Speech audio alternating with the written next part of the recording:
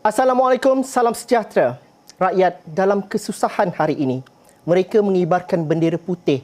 Tidak perlu malu, tidak perlu untuk rasa malu dan juga untuk merayu.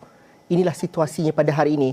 Satu aksi ataupun babak yang kita rasakan sedikit komedi, sedikit lawak ketika filem P. Ramlee. Namun itu dia realiti masyarakat pada hari ini. Itu perbincangan kami dalam dialog 3 penjuru pada minggu ini. Bagaimana kita membantu rakyat, bagaimana kita dapat bersatu. Itulah perbincangannya.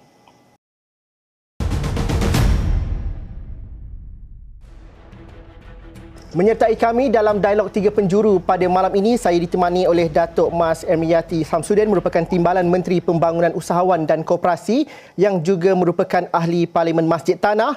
Ahli Parlimen MUA YB Syed Saddiq Syed Abdul Rahman juga menyertai kami, dan kami turut disertai oleh saudara Jamil Ismail, merupakan aktivis bendera putih ataupun lebih mesra dengan panggilan Abang Jamil Kucing. Kita bercerita ni jaga rakyat. Bagaimana kita hapuskan sengketa, kita semua bersepakat dan jangan duk pening lalat, duk bercerita pasal nak membantu rakyat. Rakyat susah pada hari ini. 300,000 peruntukan diberikan kepada ahli parlimen untuk bantuan kepada rakyat secara terus. Saya mungkin mulakan dahulu dengan ahli-ahli Dewan Rakyat kita pada hari ini. YB Timbalan Menteri, YB Datuk, apa yang dilakukan dan juga apa perancangan YB untuk membantu rakyat di kawasan YB? Bagaimana kita faham rakyat bergelut dengan himpitan hidup pada hari ini? Cerita di Masjid Tanah mungkin ada kisah yang berlainan dengan kisah-kisah di kawasan lain, YB. Ya, terima kasih Joel, dan Assalamualaikum warahmatullahi wabarakatuh, dan salam sejahtera buat ahli panel yang lain, YB Syed Saddiq, Abang Jamil dan semua pendengar dan juga penonton Surawani, dan terima kasih atas jemputan ini. Dan kita melihat bahawa pandemik pada hari ini bukan saja memberi kesan ekonomi tetapi juga pada kesihatan dan juga sosial, terutama sekali untuk semua warga Malaysia. Dan disebabkan itu saya sebagai ahli parlimen juga turut merasa tempias dan juga merasa kesannya dengan apabila kita melihat kesempitan dan juga keresahan dan juga kepayahan yang dihadapi oleh warga masyarakat, terutama sekali di tempat kita.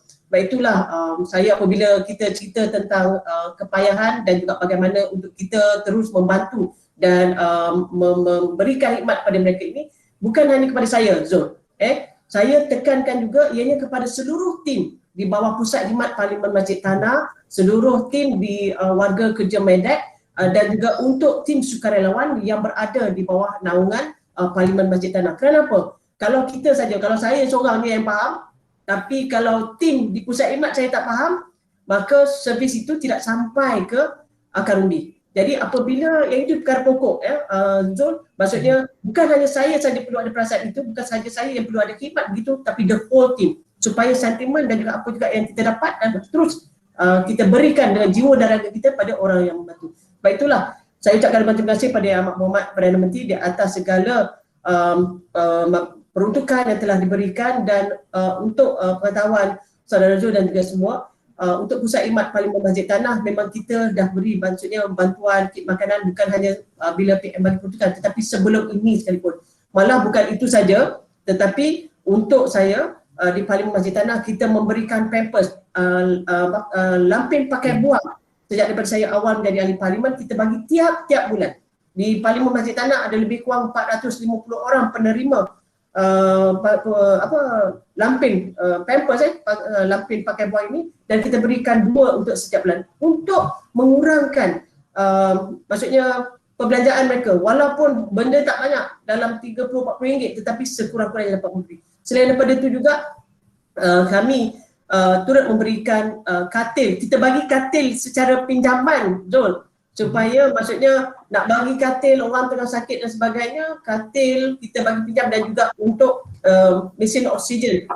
Itu dari sudut kesihatan, dari sudut makanan, tetapi bagaimana dari sudut sosial. Saya juga melihat dari sudut sosial juga penting. Sebab itu saya tidak menidakkan dan tidak meninggal pun dari sudut pendidikan anak-anak.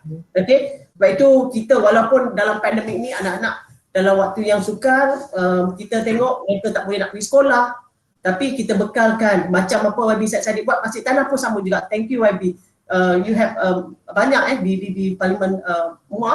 Jadi kita pun bagi tablet. Ada juga kita, tapi tak banyak lah. Maksudnya kita tak bagi banyak laptop, tetapi ada. Begitu juga kita bagi pada sekolah-sekolah yang mana untuk sektor pendidikan ni saya habis lebih kurang 750,000 untuk kita berikan pada sekolah-sekolah untuk PDPR dan juga untuk meraihkan mereka yang cemerlang dalam pelajaran selain daripada untuk mereka sambung belajar. Jadi saya lihat itu antara perkara yang saya lakukan, tim saya lakukan, dan bukan itu saja, saya juga nak highlight usaha sukarelawan Masjid Tanah saya wujudkan smart, yang mana mereka ini dapat membantu reach mereka yang kadang-kadang saya tak jangkau. Pusat khidmat saya berapa kerat lah kawan yang saya ada, betul? Sebab itu saya rasa bersyukur sangat tim smart saya yang ada ni, mereka ini yang membantu, dan saya cakap please fokus. Maksudnya dari segi sudut bantuan, makanan dan sebagainya mungkin saya boleh bagi, tapi yang ni saya minta diorang please fokus untuk vaksin. Jadi diorang yang call, diorang yang bantu untuk mereka dari segi logistik, kita collaborate dengan persatuan taksi. Sebab persatuan taksi pun tak jalan. Jadi bila kita collaborate dengan persatuan taksi, dia pun dapat income dan sebagainya. Orang kampung, OKU dan sebagainya, ibu mengandung dapat kita bawa ke pusat vaksin. Itu antara perkara-perkara saya sebagai wakil rakyat, saya buat ini adalah untuk sama-sama mengurangkan keresahan, mengurangkan kesepitan walaupun tak banyak, tetapi sekurang-kurangnya dapat memberikan sedikit sinar dan juga seniman untuk mereka. Itu cerita di Masjid Tanah, tapi ramai juga tahu apa cerita di Muar. Tapi YB Syed Saddiq tunggu dulu kerana saya nak tanya kepada Abang Jamil terlebih dahulu. Kerana alhamdulillah kalau Masjid Tanah ada YB sebegini, ada wakil rakyat seperti ini, mungkin keresahan dan juga kesempitan hidup itu dapat dikurangkan. Akan tetapi Abang Jamil, kenapa ada yang wujudkan inisiatif bendera putih ini? Apa realiti sebenar masyarakat? Kerana kita bukan masyarakat yang suka meminta-minta, dan mereka yang susah ini bukannya azalinya mereka susah. Kami bawakan kisah di Astro Awani, masyarakat yang berada di M40 jatuh ke B40. Mereka yang berpendapatan lebih 5,000 sebelum ini berkereta agak selesa, tetapi dalam sebulan dua ni mereka tak ada pendapatan. Mereka malu untuk meminta. Apa realiti sebenar di sebalik inisiatif bendera putih ini dan bagaimana impaknya setakat seminggu yang lalu? Okey, pengalaman saya membantu orang, saya buat sendiri. Saya buat sendiri. Ni kadang-kadang saya tulis dalam Facebook saya, okey, saya nak bagi 1,000 papan telur kepada orang susah.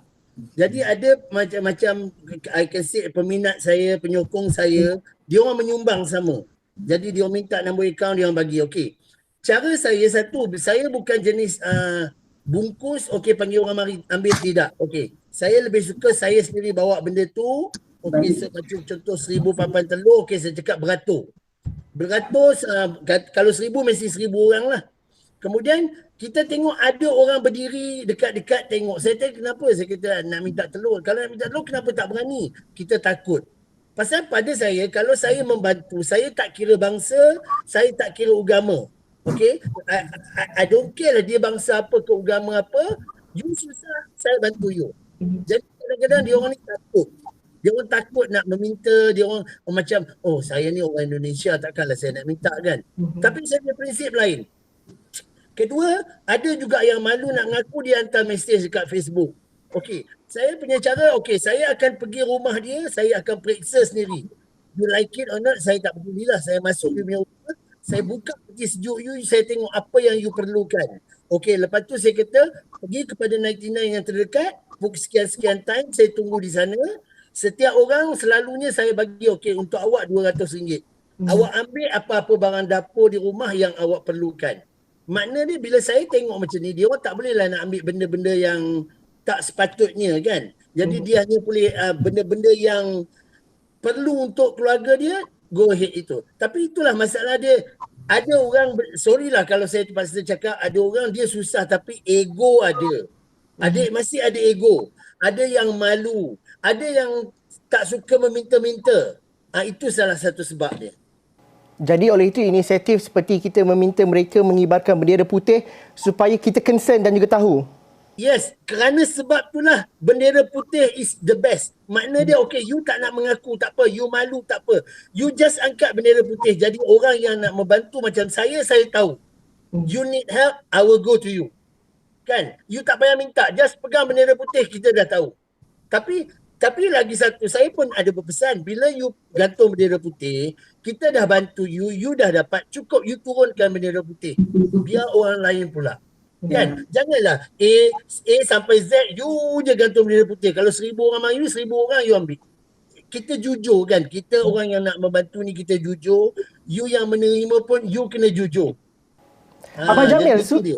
Abang Jamil, susah tak nak membantu masyarakat ini? Kerana kadang-kadang apabila kita dah buat kerja satu, nanti lebih ramai lagi tanggungjawab dan lebih banyak lagi tanggungjawab yang kita kena pikul dan kita mungkin ada kekurangan dan juga sekatan-sekatan yang lain. Jadi bagaimana Abang Jamil, susah tak nak membantu masyarakat ni sebenarnya pada hari ini? Okey, prinsip saya macam ni. Siapa yang hantar mesej dekat Facebook, saya tolong dia tapi saya pesan dekat dia, you tak payah cerita dekat orang.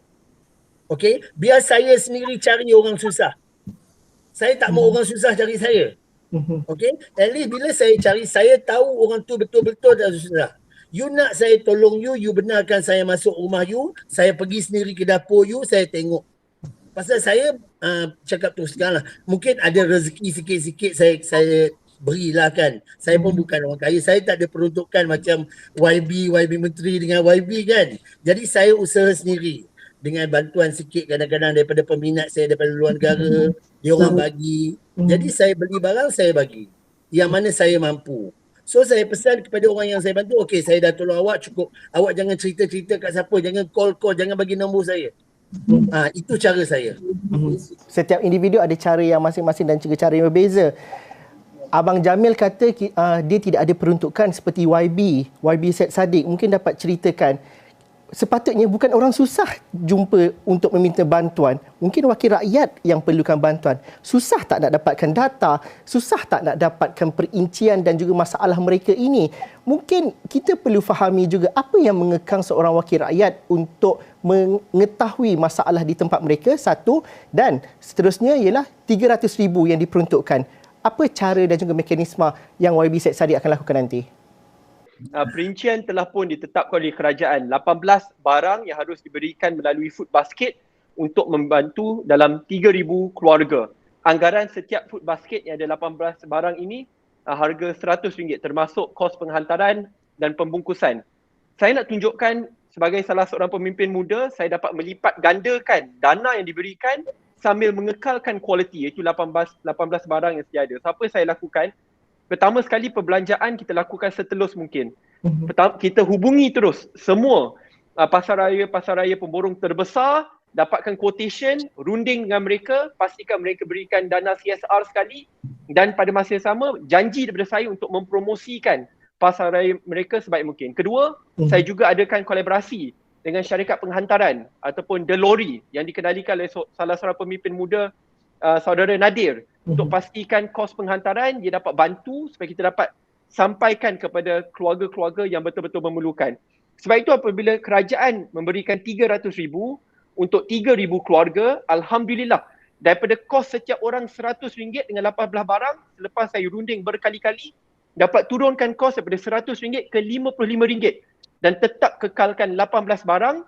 Dan apabila kita ambil kira kos pembungkusan, penghantaran, volunteerism, setiap satu keluarga RM60, 18 barang. Kita dapat penjimatan RM40. Apa kita lakukan dengan penjimatan ini? Daripada kita hanya dapat berikan kepada 3,000 keluarga, sekarang saya dapat sampai ke bantuan kepada 5,000 keluarga yang kita akan sampaikan secara bersasar, pergi ke lokasi-lokasi khususnya di kawasan luar bandar, buka lokasi tersebut supaya orang boleh hadir, dan bagi kawasan betul-betul the rural heartland, kita akan hantar tim sukarelawan untuk pergi pintu ke pintu. Tetapi saya akan ucapkan terima kasih kepada KK Mart dan The Lorry kerana jalankan kerjasama ini supaya daripada kita hanya dapat berikan bantuan kepada 3,000 keluarga, kini kita dapat berikan kepada 5,000 keluarga. Untuk menjawab soalan pertama berkenaan data, saya rasa ini adalah tanggungjawab ahli parlimen kerana pertama kita perlu bekerjasama dengan Jabatan Kebajikan, agensi-agensi kerajaan, zakat dan yang lain. Tetapi kita juga perlu akui bahawa bukan semua rakyat miskin, khususnya bila tempoh COVID, di mana kita lihat data yang dikeluarkan bulan lepas menunjukkan 600,000 keluarga kelas pertengahan telah pun jatuh kepada kumpulan B40. Bagaimana berkenaan nasib mereka yang mungkin tidak dapat kita masukkan ke dalam sistem yang sedia ada. Sebab itu kempen Bendera Putih adalah jalan untuk kita secara visual melihat dan pergi lawat rumah ke rumah. Dan kedua, untuk kita betul-betul mendalami derita rakyat, pergi ke peringkat akar umbi, fahami masalah mereka. Dan akhirnya untuk menjawab persoalan selepas mendapat data tersebut, apa boleh lakukan? Sebab itu saya percaya kita perlu mendalami politik disruptif. Sebelum peruntukan RM300,000 ini memang peruntukan bagi ahli parlimen pembangkang sangat terhad sekali. Tetapi saya tidak kecewa atau cepat mengaku kalah. Saya lakukan pelbagai siri fundraising dan saya boleh katakan kurang tempoh masa 6 bulan. Selepas ini saya telah pun menjalinkan kerjasama, saya akan umumkan dalam masa terdekat dengan satu firma audit yang terbesar di dunia untuk adakan complete auditing program satu keluarga satu laptop, kerana daripada program tersebut saya nak tunjukkan setiap sen yang orang belanjakan akhirnya dimanfaatkan untuk membeli. Kini sudah dah nak 1,100 laptop, tablet berkualiti Lenovo, Asus, MSI dan yang lain. Dan jumlah pengumpulan food basket, laptop dan yang lain sudah pun lebih RM1 juta dalam kurang tempoh masa 6 bulan. Kerana saya nak buktikan akhirnya dengan data yang sedia ada, mungkin bantuan daripada kerajaan tidak mencukupi, kita tidak boleh kalah kerana akhirnya rakyat betul-betul susah. Kita cari jalan lain dan alhamdulillah dengan botak challenge, saya ajar tuition, jual barang saya, semua benda. Ada banyak cara untuk buat fundraising.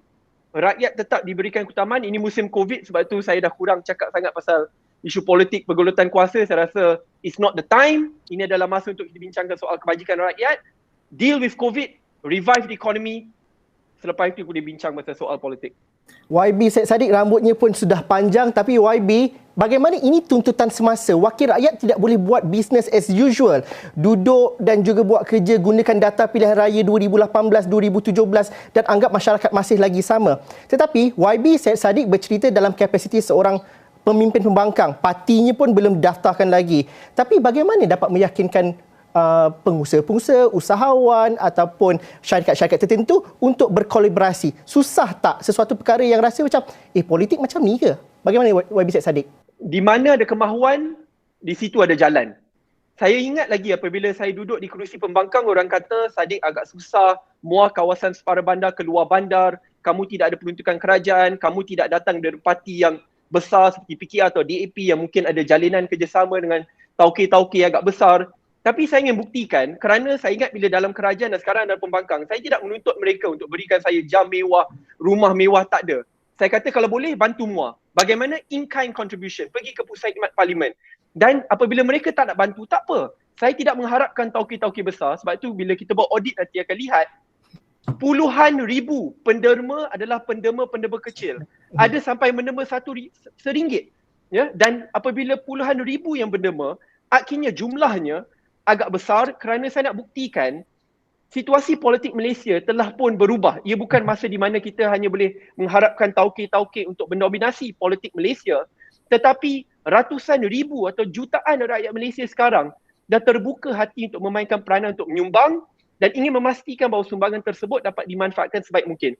Sebab itu, my next step, kolaborasi dengan syarikat audit yang terbesar ini bukan setakat untuk buktikan bahawa cara pembelian, cara pembelanjaan baik, tetapi to create the golden standard of fundraising in politics dan perbelanjaan bagi seorang ahli parlimen. Kerana dia akan kata, Saddiq, ini adalah 10 cadangan kamu boleh tambah baik, ini apa kamu boleh lakukan, dan selepas ini saya akan pastikan kita akan praktikkan. Apabila dalam kerajaan pun kita boleh laksanakan perkara yang betul. We need a new, fresh, disruptive kind of politics. Okey, banyak lagi saya nak tanya, tapi kita berhenti rehat dahulu. Kita jumpa lagi dalam Dialog 3 Penjuru selepas ini.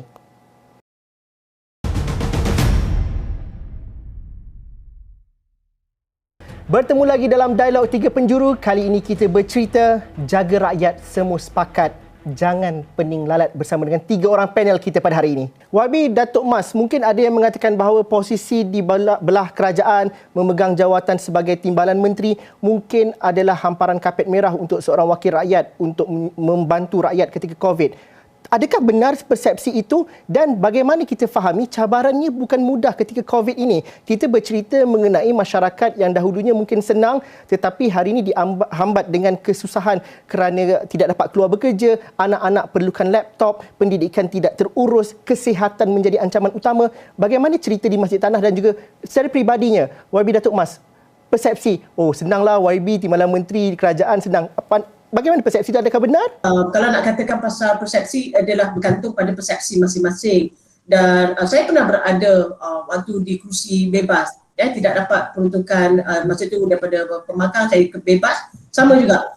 But saya tengok yang penting adalah bagaimana untuk kita meneruskan khidmat kita, like YB Said Saddiq. So saya sangat bangga melihat usaha yang dimainkan oleh beliau, walaupun seorang muda, tetapi idea kreatif dan juga pendekatan yang dilakukan oleh beliau wajar diikuti oleh pihak lain. Sebab itulah waktu saya pernah berada di pembangkang dan juga di kursi bebas, tidak ada peruntukan yang diberikan oleh kerajaan, what I did sama macam YB Said Saddiq. So maksud kita mengharapkan daripada bantuan kawan-kawan untuk meneruskan kelangsungan membantu rakyat. Dan saya tak menjadikan bahawa kalau engkau berada di kursi pembangkang sekalipun tutup pejabat, rakyat tak boleh reach. No, that is totally wrong. So saya tak pernah lari walaupun berada di kursi pembangkang ataupun bebas, saya tak pernah lari daripada menjalankan tugas khidmat saya sebagai wakil rakyat, dan pejabat saya pun tidak pernah tutup. Dan sebab itulah kita melihat bahawa apabila berada di posisi kerajaan, maksudnya ada sedikit kelebihan, dan kelebihan itu haruslah dimanfaatkan dengan bijaksana,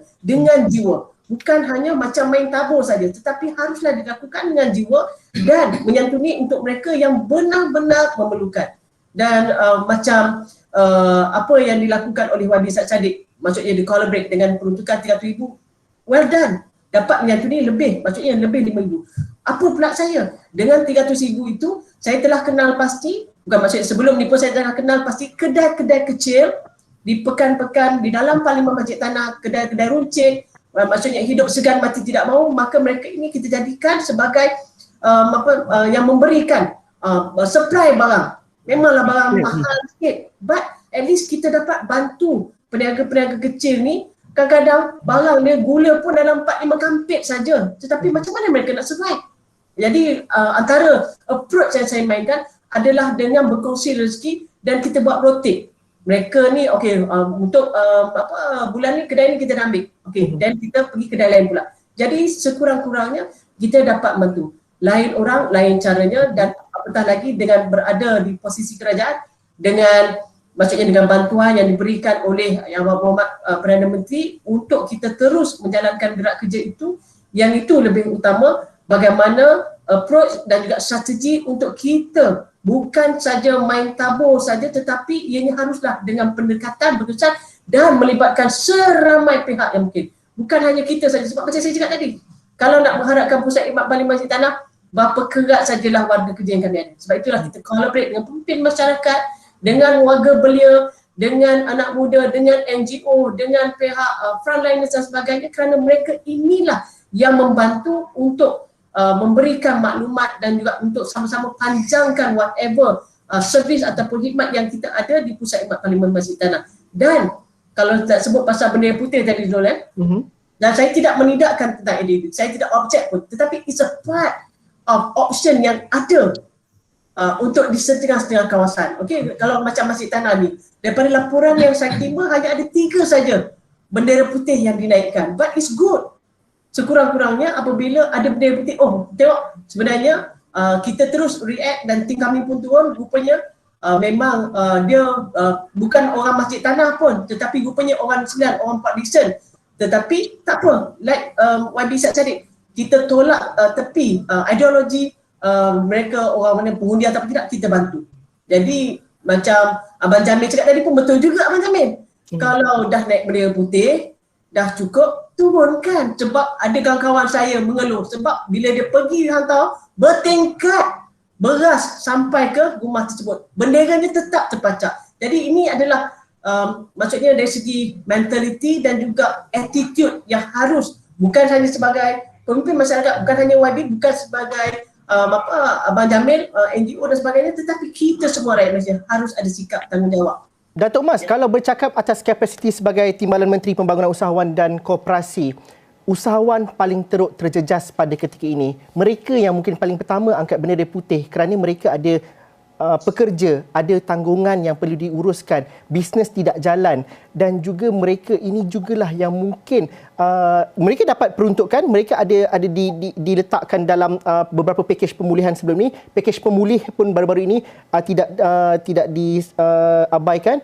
Tetapi bagaimana untuk memastikan pelaksanaannya itu? Kerana mereka perlukan bantuan segera. Kadang-kala mungkin daripada segi prosedur birokrasi dan sebagainya, mungkin sedikit mengambil masa. Tapi kita juga di Astro Awan ini juga menerima aduan daripada usahawan-usahawan yang dahulunya berjaya kita temu bual, tapi mereka kata kali ini susah untuk kita fikirkan masa depan. Untuk memikirkan bulan depan pun tak tahu apa hala tujunya.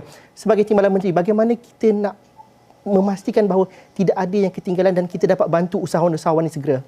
Okey, Zul, sebenarnya kalau kita tengok macam-macam yang telah pun kerajaan umumkan, daripada prihatin, penjana, pemerkasa dan juga hari ini pemulih. Jadi macam-macam perkara. Tak perlu pergi banyak, Zul.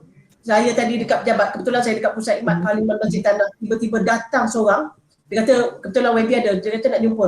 Saya tengok, saya pun terperanjat, dia dengan apron datang kat meja saya ni, dia jumpa, saya cakap, ya kenapa? Rupanya dia ada kedai makan dan dia sangat terkesan apa yang dijual kadang-kadang tak habis pun. Malah duit belanja modal pun dah tak ada. So saya terangkan apa benda-benda yang ada dan juga bantuan-bantuan yang kita berikan. Rupanya dia dah pergi tetapi dari segi pelaksanaan itu tidak berlaku. Okay? Dan ini sebenarnya saya minta bantuan daripada semua pihak. Maksudnya saya tak boleh, maksudnya mungkin di Medek tidak cukup maklumat tidak dapat sampai, tetapi melalui platform seumpamanya yang Astro Awan ni berikan pada kami pada hari ini, alhamdulillah, jadi sekurang-kurangnya dapat kita kongsikan daripada pelbagai inisiatif yang telah diumumkan oleh kerajaan, termasuklah dengan pemulih bawah ni 100 juta yang diberikan kepada usahawan-usahawan. Sebab kalau kita tengok daripada survey yang dijalankan oleh Kementerian Pembangunan Usahawan dan juga Koperasi, 54% mereka yang terjejas teruk. Dan ramai daripada jumlah tersebut, yang ini survey yang dijalankan pada bulan Mac yang lepas, survey itu menyatakan bahawa 90% sektor informal, maksudnya makcik Kia yang meniaga tepi jalan yang tak daftar SSM dan sebagainya, jumlahnya lebih juta ni, 90% mereka ini yang memang sangat terkesan dan mereka mempunyai simpanan lebih 3 hingga 6 bulan saja. Yang datang depan saya tadi, 2 orang, budak muda lagi, satu meniaga kedai makan ayam kulit, satu lagi meniaga kuih-kuih. Dia bagi tahu duit dia dah tak ada dan sebagainya, dan mereka ini bagaimana nak survive untuk melangsungkan kehidupan mereka. Sebab itulah apa yang penting pada hari ini adalah macam saya cakap tadi, dari segi pengumumannya dah cukup baik, sudah cukup cantik. Dari segi pelaksanaannya bagaimana? Permudahkan. Dan YB akui memang ada sedikit sebanyak blind spot dan juga sesuatu yang susah untuk sampai kepada golongan sasar ini, benar? Apa yang berlaku depan saya tadi, ya benar. Saya tidak memudahkan. Sebab itu kita harus update proses, memperbaiki proses untuk dipermudahkan. Jangan kau sulitkan. Dan itulah yang selalu yang saya tekankan kepada warga kerja di tim Medek dan juga di Pusat Khidmat saya. Sebab yang itu juga yang menjadi hasad yang Muhammad Menteri Pembangunan Usahawan dan juga Operasi dengan inisiatif contoh daripada Tekun. Dulu sampai lebih daripada 10 dokumen kau nak kalau nak buat pinjam masa 4 hari ni, 4 dokumen 7 hari selesai nak pinjam. Tak ada SSM, no problem, kita bagi. Kerana ini mereka blind spot yang kita tutupkan dan juga untuk kita bantu. Permudahkan. Abang Jamil, kalau dapat saya tanyakan, apa bezanya masyarakat pada hari ini jika kita bandingkan ketika COVID-19 bermula pada awal tahun 2020? Bagaimana kehidupan mereka lebih susah lagi? Satu. Dan kedua, sebagai aktivis masyarakat yang berdampingan dengan masyarakat, adakah wujud persepsi bahawa masyarakat mengatakan bahawa mereka susah nak percaya kepada wakil rakyat ataupun platform saluran-saluran yang disediakan oleh kerajaan? Mereka berasa, susah nak dapat, lambat kena sign itu dan sebagainya. Dan mereka terus kepada aktivis-aktivis dan juga masyarakat di sekitar mereka. Adakah itu yang ditemui oleh Abang Jamil sepanjang sekian lama membantu masyarakat ini? Okey, waktu mula-mula PKP dulu, at least kita baru, PKP baru diserang. That mean orang masih ada simpanan. Orang masih ada duit simpanan. Adalah orang kata modal-modal sikit lagi boleh diguna Okey, mungkin ada benda-benda yang tersimpan boleh diguna. Berbeza dengan sekarang, selepas saya rasa hampir dekat setahun lebih kita kena benda ni kan. Hari itu pun dilepaskan untuk orang bekerja pun bukan 100%. Jadi bila dia datang sekali lagi lockdown, orang betul-betul tersesak. Makna dia sekarang ni orang memang dah tak ada jalan dah. Okey, ada yang sampai terpaksa jual barang hanya kerana nak beli makanan. Okey, jadi sebab tu saya kata, maaflah kalau saya berterus terang ya, kepada orang politik, janganlah orang gantung bendera awak nak marah, katakan dia memalukan awak ke. No need. Saya cakap terus terang lah, kalau poin gantung bendera ni satu kelebihan kepada orang politik. At least awak tak payahlah nak tercari sana-cari, awak nampak ada bendera putih, tolong. Jangan kata bila gantung bendera putih memalukan saya. Kan? Zaman sekarang zaman orang susah, memang susah sangat-sangat. Semua orang susah, tak payah cerita orang kaya ke orang miskin, semua susah. Kalau orang kaya susah, orang miskin lagilah susah kan. Ya. Kalau sorry kalau cakap orang kerja kerajaan okey lagi, at least dia punya gaji ada. Tapi orang yang meniaga bawahan, okey, orang yang meniaga kecil-kecilan. Sekarang ni kita tengok dulu kalau kita nak contohlah nak beli petai, you pergi ke pasar dia lah. Sekarang di mana-mana pun orang jual petai. Betul. Tepi jalan, tepi corner jual petai. Pergi depan restoran orang jual petai. Okay? And then lepas tu, sorry, ini kalau saya terpaksa terus terang cakap kepada YB Menteri, kepada YB Syed Saddiq ya. Memang pengalaman saya banyak jumpa orang fed up nak berjumpa dengan ahli parlimen. Dia kata terlampau banyak birokrasi. Kadang ahli parlimen tak birokrasi. Tetapi yang keliling ni terlampau banyak birokrasi. Okay? Saya cakap tu terang, kadang-kadang seorang ahli parlimen tu bagus. Tapi yang mengatur keliling dia ni, yang buat benda tu jadi susah. Okey, contoh macam kerajaan ada buat peruntukan itu, peruntukan ini kan. Permudahkan tu maksud dia janganlah nak kena itu, nak kena ini, nak kena. You kadang-kadang fikir tak semua orang bijak. Okey, saya pun tak kata saya bijak. Macam tadi YB Syed Saddiq, dia seorang ahli parlimen. Dia tahu nak pusing macam mana nak. Saya pula bersyukur kerana saya buat kerja amal ni dah dekat 30 tahun. At least orang kata ada juga manusia percayakan saya. Jadi bila saya kata saya besok saya nak bagi makan dalam 80 orang. Okey, jadi cara saya bagi tahu dalam Facebook, saya nak bagi makan 80 orang. Orang akan bagi tahu dia nak menyumbang, okey Bang Jamil saya nak bagi 10 orang. Okey, kalau saya kata satu orang RM10, 10 orang you bagilah 100 kan. Cara saya macam tu. Jadi permudahkan kita berjumpa orang, kita bagi, kita jangan menyusahkanlah. Sorry lah lagi saya cakap, tak payahlah kita nak orang kata war-warkan sangat. Okey, kita nak bantu. Kalau kata itu dalam contoh kepada YB Menteri, kawasan YB Menteri, tiba-tiba ada pula orang lain nak bantu. Go ahead, open, bukakan dada kan. Jangan kata ini kawasan saya kau tak boleh tolong. Ini negeri saya kamu tak boleh tolong. Kita lagi tolong Abang Jamil. Kalau siapa-siapa nak tolong, betul tak YB Syed Saddiq? Siapa? Kita buka. Zaman sekarang ni zaman susah. Zaman memang betul-betul susah. Betul. Dan lagi satu nasihat saya lah. Ini nasihat saya ya. Okey, kalau rasa cuba usaha sama. Jangan kita asyik mengharap. Berusaha. Okey, berusaha cara nak buat macam-macam cara kalau kita rajin berusaha. Okey? Tak perlu nanti kalau saya cerita banyak orang kata saya memandai pula kan. Tetapi cuba tekatkan di hati, belajar. Okey, belajar. Orang bagi makanan, okey kita perlukan kita ambil. Sambil tu kita berusaha. Zaman sekarang ni banyak cara kita boleh berusaha. Ya?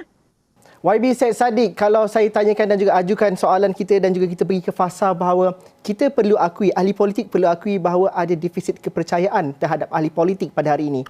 Kerana setahun setengah kita berhadapan dengan COVID-19, selama itu jugalah kita bergelut dengan sengketa politik. Malah tidak keterlaluan kalau saya katakan bahawa YB wakil rakyat juga menghadapi cabaran untuk mendapatkan keyakinan daripada rakyat dan untuk didekati. Justru bagaimana ini dapat diubah? Bagaimana ini tidak menjadi batu penghalang kepada wakil rakyat untuk menyumbang? Bagaimana Abang Jamil, NGO lain boleh berkolaborasi bersama dengan ahli Dewan Wakil Rakyat bagi pandangan YB Syed Saddiq, bagaimana mengikis sikit sebanyak persepsi ataupun konotasi yang negatif terhadap ahli politik pada hari ini? Sebab itu kita tidak boleh lagi rasa selesa mempraktikkan politik as usual dan tidak ada perubahan politik, tidak ada cara kita bawa pembaharuan, khususnya apabila kita berdepan dengan pandemik yang agak luar biasa. Sebab itu bagi diri saya dan pimpinan muda, fokus utama dua teras. Pertama, politik dasar. Kedua, politik khidmat. Politik dasar adalah cadangan-cadangan penambahbaikan yang boleh kita bawa apabila kita berkuasa. Apa kita boleh lakukan? Apa nasihat? Apa sistem seimbang yang boleh kita perkenalkan? Sebab itu saya tidak sabar untuk kembali ke parlimen dan saya tidak sabar bukan soal undi percaya tidak percaya berkenaan pergelutan kuasa. Apa isu-isu saya nak bangkitkan? Saya nak bangkitkan isu yuran universiti kerana banyak mahasiswa telah pun komplain mereka perlu bayar yuran yang sama atau ada kenaikan yuran walhal mereka tetap perlu bayar yuran koko, yuran library, yuran wifi, yuran lab. Walhal mereka tidak gunakan semua ini kerana sekarang bawa online distance learning. Saya kena pertahankan hak mereka. Berkenaan peniaga-peniaga kecil, apa nasib mereka apabila sekarang kita belum ada exit plan yang jelas keluar daripada COVID walhal kilang-kilang besar masih boleh beroperasi. Dan bagaimana pula faedah ke atas moratorium yang akan tetap dikenakan oleh bank-bank besar walaupun keuntungan bank-bank besar ini agak luar biasa. CIMB more than 300%. Ya, dan keuntungan bank-bank besar semasa tempoh COVID suku pertama tahun ini lebih tinggi daripada sebelum COVID. Ya, so the numbers, the data are clear. Sebab itu saya rasa kita harus fokus kepada isu-isu dasar yang boleh menambah baik politik di Malaysia. Bagaimana kita nak hilangkan ketidakpercayaan rakyat kepada ahli politik? Pastikan kita praktikkan politik baru. Sebelum pilihan raya, kerajaan pembangkang duduk semeja, laksanakan undang-undang ataupun akta tidak boleh lompat parti. Ya, pastikan kita ada akta pembiayaan dana politik supaya kita tidak terhutang budi kepada tauke-tauke dan ada sistem yang lebih telus. Pastikan sesiapa yang membentuk kerajaan tidak ada lagi winner takes all. Peruntukan kita sama ratakan kepada semua ahli parlimen. Tidak boleh membina tembok yang sangat besar di antara kerajaan pembangkang sampai akhirnya kita tidak boleh duduk semeja untuk mencari jalan penyelesaian bersama. Politik khidmat contohnya, tadi saya katakan. Sekarang ni, sejujurnya bila saya turun ke pusat khidmat parlimen, ramai orang tak ada bincangkan soal, macam mana ni? Kerajaan jatuh, kita akan lompat parti ni akan berlaku. Apa mereka tanya? Setiap hari, saudara, kalau saudara datang ke pusat khidmat parlimen Muar, lebih 200 keluarga beratur panjang sampai ke hari ni. Saya baru dapat gambar, kalau ada saya nak tunjuk. Beratur panjang nak dapatkan food basket sampai saya terpaksa tutup pusat khidmat parlimen sampai makanan baru sampai hari Jumaat ini. Saya sampai kena minta maaf kerana we need to help them. So dalam apa saya fokus, bagi pusat khidmat parlimen Muar, walaupun peruntukan ditarik sebelum ini, tempoh masa setahun, telah lebih 10,000 food basket saya berikan, lebih 1,100 laptop dan tablet berkualiti saya berikan. Bagi proses vaksinasi, kita dapat lebih 20 mahasiswa turun rumah ke rumah. So kita telah pendaftarkan lebih 1,500 keluarga yang tidak ada MySejahtera. Secara manual daftarkan mereka. Kita juga subsidikan kos pengangkutan daripada Muar ke Johor Bahru untuk dapat vaksin AstraZeneca. Fokus kami penambahbaikan pendidikan, kita berikan dana-dana mereka. Kita bantu ekonomi, food basket mereka dan juga job matching dengan kilang-kilang di Muar. Dan yang ketiga, proses vaksinasi. Kita tak boleh hanya kutuk kerajaan tanpa membantu. Where we can facilitate, we should facilitate. So untuk kita hilangkan ketidakpercayaan rakyat kepada ahli politik ataupun the politics of establishment, we must disrupt Malaysian politics. Tidak boleh ada business and politics as usual. Cari jalan untuk praktikkan politik dasar dan politik khidmat. Itu jalan ke hadapan. Tapi YB bersetuju bahawa wakil rakyat bukanlah badan kebajikan dan perlu memainkan peranan sebagai pembuat dasar, tapi dalam konteks hari ini ianya sukar untuk diimbangkan antara keduanya. Saya setuju. Sepatutnya perlu diseimbangkan. Politik dasar harus diberikan keutamaan kerana itu adalah tanggungjawab hakiki kita di parlimen. Tetapi sambil kita melaksanakan dasar tersebut, penting untuk kita dekat dengan rakyat supaya kita boleh melihat pelaksanaan dasar. Saya beri contoh mudahlah. Kalau kerajaan telah pun melaksanakan janji untuk memberikan 150,000 laptop. Kalau kita tidak turun ke bawah dan melihat pemberian laptop tersebut, kita tidak akan tahu adakah laptop itu laptop yang berkualiti, adakah laptop itu sampai kepada keluarga-keluarga yang memerlukan. Sebab itu saya rasa penting untuk kita gabungkan politik dasar dan politik khidmat untuk kita jadi ahli parlimen yang efektif. Saya nak tanya kepada YB Datuk, tapi Abang Jamil tadi nak mencelah. Apa ceritanya Abang Jamil? Bila kita bercakap tentang pembuat dasar ni, okey, dia contoh dia macam ni. Isu bendera putih. Kalau betul-betul pembuat dasar ni dah betul-betul peka, bendera putih ni sepatutnya tak timbul. Okey, sepatutnya tak akan ada idea bendera putih sebab semua orang dah dapat bantuan. Sampai isu-isu kemiskinan berpanjangan. Dengan kita bicara tentang 80,000 orang sejak mula COVID pada tahun lepas hilang pekerjaan dulu sampai sekarang. Kemudian kita tengok contohnya, saya terpaksa baca pasal ini saya simpan. Okay, kita lihat di negara Eropah, orang dah berduyun-duyun pergi tengok Euro. Dah boleh masuk pasal dia orang dah dapat vaksin. Tapi kita, dekat negara kita, yang jelas baru 2 juta orang dapat vaksin. Okay, sampai bila nak tunggu? Semua orang berdaftar dekat MyJet Sejahtera. Tapi, sorry lah kalau saya terpaksa cakap, pembuat dasar macam tak serius. Tak serius tentang benda ni. Jadi pandangan saya, tolong serius lah kalau betul-betul macam Syed Saddiq cakap, sedang YB Syed Saddiq, sorry, I tak panggil YB. Kita tak jangan apa, Saddiq, okay. Kita jangan bercakap pasal politik sekarang. Okey, saya bukan orang politik walaupun dulu mungkinlah sekejap kan, tapi saya tak peduli siapa pun perintah syarat, you buat betul-betul. Okey, I don't care who you are, just make sure that tak ada lagi orang mengempat tepi jalan, tak ada lagi orang kena halau daripada rumah pasal tak mampu bayar. Jadi saya minta serious, be serious about this. Malulah kita tengok story, kita tengok apa Brunei dah free COVID. Okey, itu pandangan saya lah. Okey. Apakah penyelesaiannya? Apakah cahaya di hujung terowong? Itu perbincangan kami selepas ini dalam Dialog 3 Penjuru.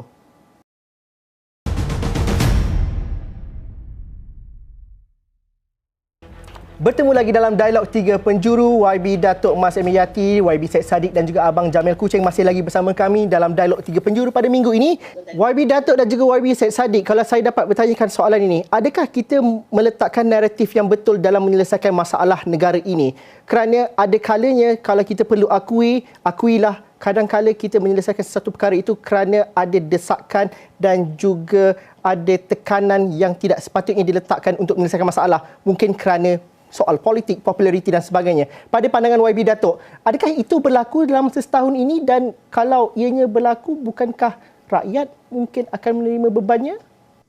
Ya, sebab saya melihat bahawa dalam yang menduduki dalam jawatankuasa MKN itu bukan calon-calon, malah ada juga nasihat dan sebagainya, dan mereka ini ada kepakaran masing-masing dan mereka ini menasihat dan juga berbincang mengikut kepakaran dan juga bidang masing-masing. Dan apa juga yang diputuskan oleh kerajaan bukan hanya mengambil satu sentimen tetapi mengambil pandangan dan juga mengambil kira banyak sudut dan juga faktor yang lain. Sebab itulah saya beranggapan bahawa like YB Syed Saddiq, ini bukan masanya untuk kita bercakaran, ini bukan masanya untuk kita bercakap soal politik, ini masanya untuk kita perjuangkan untuk rakyat. Ramai yang susah dekat luar sana. Kadang-kadang betul kalau YB Syed Saddiq kata sampai beratur di luar pejabat. Sama juga dengan pejabat saya letakkan almari infak sekejap habis. Tapi sekejap habis, ramai pula yang datang menyumbang, alhamdulillah. Jadi itu adalah proses-proses, maksudnya yang perlu kita lakukan dengan approach yang kadang-kadang di luar jangka, tak pernah kita terfikir pun kita akan buat kerja ni, akan approach ni, tetapi kita kena buat. Why? Because rakyat di luar sana sangat susah. Jadi kita pada peranan saya dan sebagai ahli parlimen harus, maksudnya kurangkan birokrasi, kalau boleh tak ada langsung birokrasi, dan reach semaksimum mungkin dan permudahkan segala permohonan dan sebagainya. YB Syed Saddiq, soalan yang sama, adakah kita meletakkan naratif yang betul dalam penyelesaian masalah baik COVID dan juga masalah ekonomi pada hari ini oleh pembuat dasar dan juga ahli-ahli politik? Ya, sejujurnya saya rasa tekanan daripada rakyat adalah perkara yang sangat baik. Kerana ia menunjukkan bahawa zaman di mana ahli politik boleh bermaharajalela telah pun tamat. Kerana kita semua sedar bahawa tidak boleh ada mana-mana kerajaan, parti, ahli politik yang boleh berkuasa lebih 10, 15, 20 tahun. Akan berubah-ubah. Dan itu sangat baik kerana tekanan rakyat itu akan menyebabkan fastabikul khairat. Kita berlomba-lomba untuk melakukan kebaikan. Apabila saya lihat peruntukan saya kena tarik, saya tak ada terus I give up, duduk kat rumah tutup pejabat.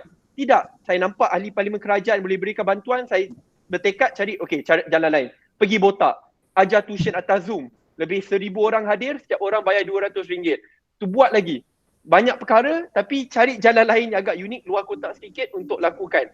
Dan tekanan rakyat contohnya boleh menyebabkan perubahan dasar ke jalan yang lebih baik. Contohnya sebelum ini banyak di MUA saya tengok teramat ramai yang banyak peniaga-peniaga kecil ya yang selalu beroperasi awal pagi untuk servis pekerja-pekerja kilang ataupun lewat malam penjual-penjual burger yang terpaksa tutup awal dan habis bisnes mereka. Tetapi selepas mereka keluar bersama mendesak akhirnya ada perubahan dasar. Cuma kerisauan saya dalam bab ini, dia perlu diseimbangkan. Bab pengendalian COVID, we must follow the data, we must follow the science. Sebab itu dalam bab ini kadang-kadang saya rasa perkara ni harus didebatkan dengan hangat dekat parlimen lah. What is our exit strategy? Adakah kita akan selama-lamanya selagi kes COVID naik kita akan terus tutup ekonomi tapi ada kilang-kilang yang boleh beroperasi, ada yang tak boleh beroperasi, peniaga-peniaga kecil tak boleh, tiba-tiba seluruh rakyat tidak boleh lakukan exercise, tidak boleh pergi cycling dan yang lain, peniaga-peniaga kecil pun terpaksa tutup, atau adakah kita akan ada plan yang lain? Adakah kita akan buat mass testing? Saya katakan mass testing ini kerana semua negara lain lakukan, tetapi di Malaysia, saya beri contoh, saya tak nak cakap Malaysia lah, saya cakap kawasan saya kat Muar. Saya nak buat mass testing guna peruntukan sendiri, tak boleh. Saya ada surat penolakan kata tidak boleh lakukan mass testing. Saya ingat saya seorang, Yobiin, kawasan daerah Muar Bakri, tak boleh. Sampai doktor yang hendak buat dapat tentangan kata mungkin dia punya license kena tarik. So I'm so confused. Walhal kerajaan Selangor buat mass testing, kerajaan Persekutuan kata nak lakukan mass testing, tapi di kawasan saya tak boleh. So we must follow data and science. Dan dalam follow data and science ni, kalau kerajaan pembangkang boleh duduk bersama, sebab saya faham ada beberapa keputusan yang tidak popular, tapi wajar dilakukan. This is where bipartisanship, keputusan bersama, boleh memberikan impak yang terbaik supaya apabila semua parti atau parti-parti besar dapat persetujuan untuk buat pengumuman ini, kerajaan pun tak takut, pembangkang pun tidak takut, tapi kita dapat keputusan bersama untuk melaksanakan. That is the way forward. Data and science. Saya suka bila YB Mas dan juga YB Syed Saddiq berborak pada petang ini, malam ini, seolah-olah sesi Dewan Rakyat yang sebenar sepatutnya. Walaupun jarang kita dengar sesi Dewan Rakyat sebegini hebat berdebat. Tapi YB Mas dan juga Syed Saddiq, kadang-kala pendekatan idea baru tidak popular dalam politik Malaysia. YB Syed Saddiq bercerita pasal disruptif dah tentu kerana beliau berseorangan. YB Mas mungkin sukar juga dalam satu entiti yang lebih besar. Bagaimana kita dapat cambahkan idea hebat ini, duduk bersama dan sebagainya, dapat dilakukan dalam menyelesaikan masalah? Rakyat bukanlah tak percaya kepada ahli politik semata-mata, tapi mereka mahukan pendekatan yang segar. Kenapa mesyuarah itu tidak nampak dan juga tidak dijelmakan menerusi tindakan? Mungkin YB Mas sendiri sebagai seorang ahli politik yang tidak bercakap dalam kapasiti parti dan sebagainya, apa harapan kepada rakan-rakan politik, kepada mereka yang lebih memegang jawatan lebih kanan dan sebagainya?